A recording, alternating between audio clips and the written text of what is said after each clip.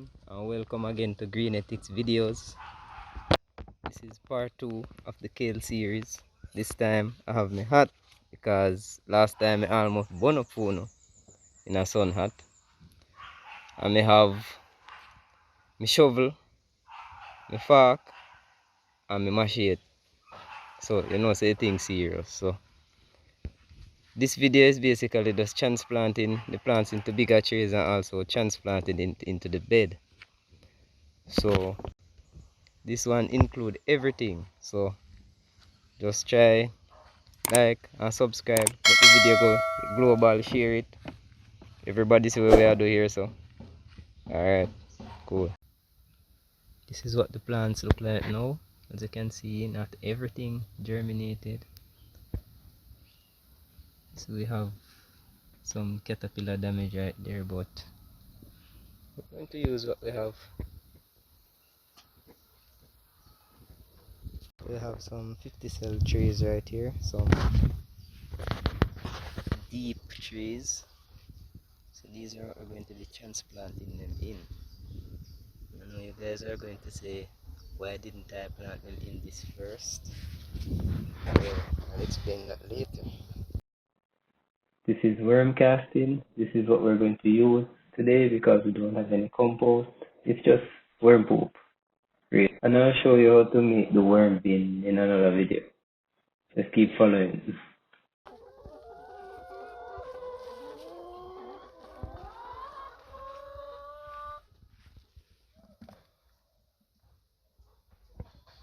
Here we are using the same soil mix as before, but instead of compost, we run out of compost. Instead of compost, we use worm castings. Yeah, so we mix the soil same as before, 5-to-1. So the first thing we're going to do is fill the tray with soil. Let's do this real quick.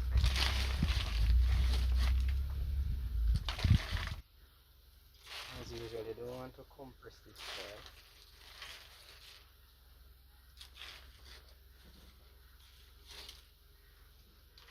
Because we're going to transfer the heat.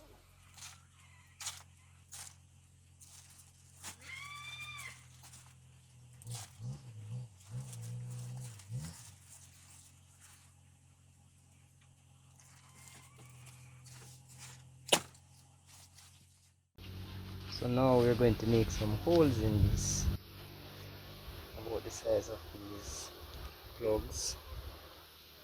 And this is how you want your roots to look. Nice and full. So we just make these holes. Let's push them in.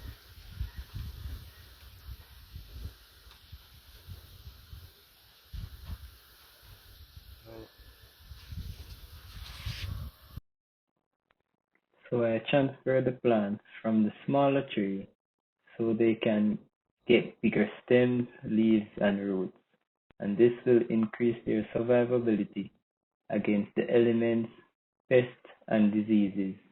It is basically a head start in life for them.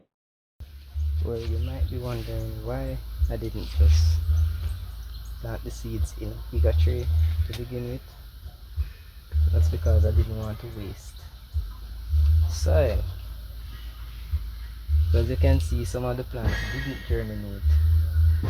Imagine if I had put it in this bigger tray with unsure plants or unsure seeds. That would be a waste of soil. Don't you think? Some people may want to skip this step, but to me it's a very important step. Experience over the years had showed me that doing this always works out best.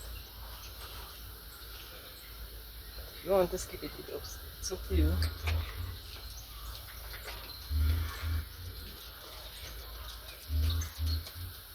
Have more success transplanting. Do it so, or you plant them dead.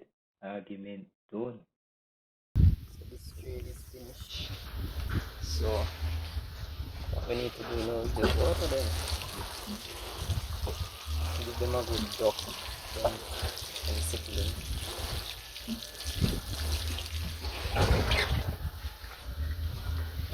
be ready in the next 2 weeks or so.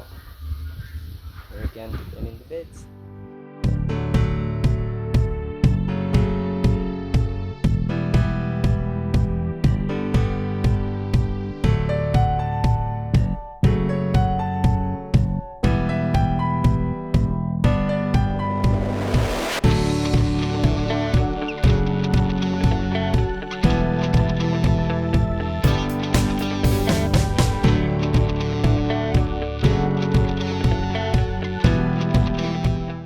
So this is actually 12 days after transplanting the seedlings into bigger trays.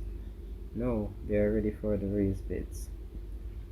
As you can see, I'm harvesting some compost for the beds.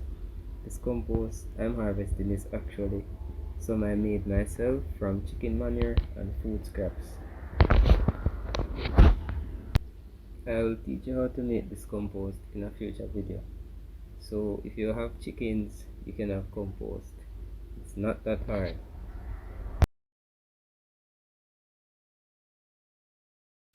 So now I will actually be adding the compost to the entirety of the soil surface so we can amend it.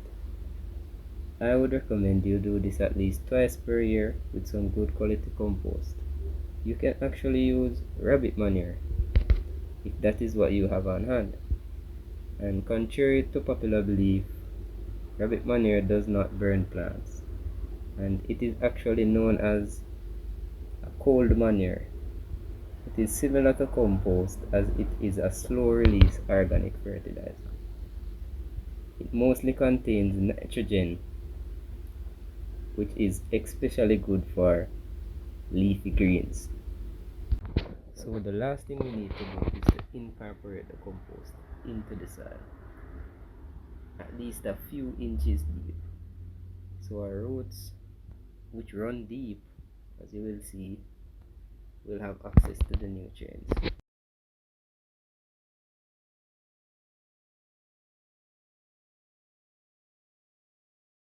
So before planting anything, I like to divide the beds into square feet. So this bed is a 3 by 6 foot bed, and that would be 18 square feet. And this will ensure that my plant spacing is just right.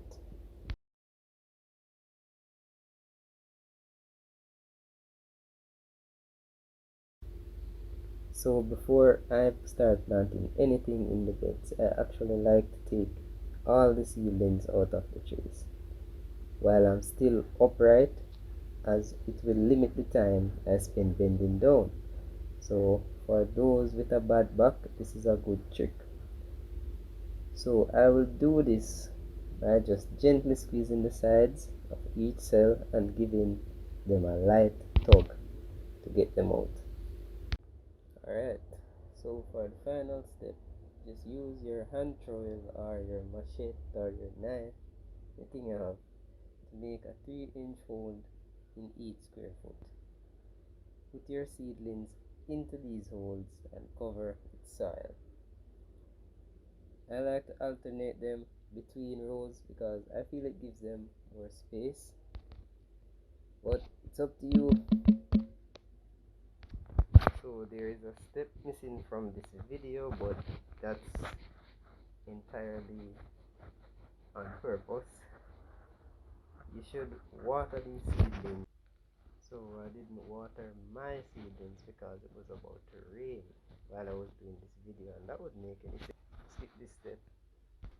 Don't waste no water. Thank you for watching. Have a good one.